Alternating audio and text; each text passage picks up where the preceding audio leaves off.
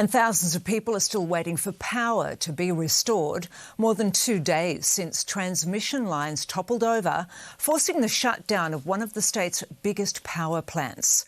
While most should be reconnected by the weekend, the financial losses are significant. 2 days in the dark and still counting the cost. Probably about $20,000 worth of stock. Milk, meat, frozen goods and ice cream. Now all worthless and bound for the bin. It's stressful because, I mean, like, we have bills. We've got, we have to pay all our suppliers, all this stock that we're chucking out. We still have to pay for it. Next door, the Beaconsfield General Store is a bit more fortunate, able to operate off a diesel generator.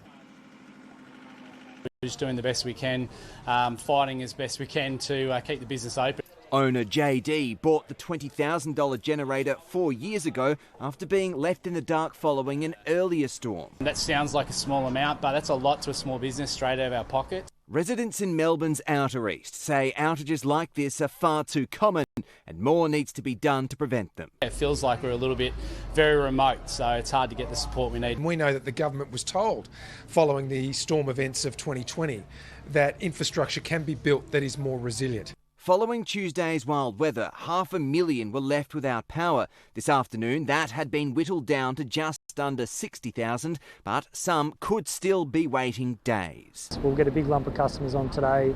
We're hoping to get the majority on by Saturday night. This is why it's taking so long for every home to be reconnected to electricity. Kilometre after kilometre of tree over power lines, and every site has to be made safe before crews can even start repairing them. Those affected by storms are now eligible for emergency payments of up to $2,200 per family. And we are working on how we can support those communities that may have their power out for longer than the few days. These compensation packages will help, but they won't really touch the sides. Patrick Murrell for 10 News First.